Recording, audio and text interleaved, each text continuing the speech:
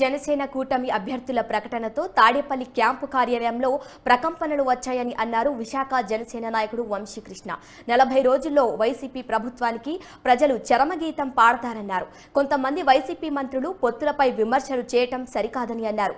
పొత్తులో జనసేనకు తక్కువ సీట్లు ఇచ్చారని కొందరు ఎద్దేవా చేస్తున్నారన్నారు.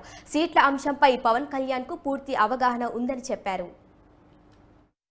ఇప్పటికన్నా బుద్ధి లేకపోతే సరే బీసీలకు అంత చేశాం ఇంత చేశాం అన్నారు.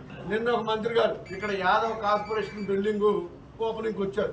వచ్చి మేము యాదవ్కి అది చేశాం, యాదవ్కి ఇది చేశాం, బీసీలకు అది చేశాం అంటూ ఉన్నారు. మరి యాదవ్కి అది చేస్తే పార్టీ నుంచి ముఖ్యంగా ఉన్న నాయకులు ప్రసాద్ గారు ఎందుకు వెళ్ళిపోతున్నారు, జంగా కృష్ణమూర్తి గారు ఎందుకు వెళ్ళిపోతున్నారు, ఉన్న నాయకులందరూ ఎందుకు వెళ్ళిపోతున్నారు? ఇప్పుడు ఉన్న వాళ్ళందరూ కూడా వాళ్ళు రెండోసారి పోటీ చేస్తే స్ట్రాంగ్ అవుతారు.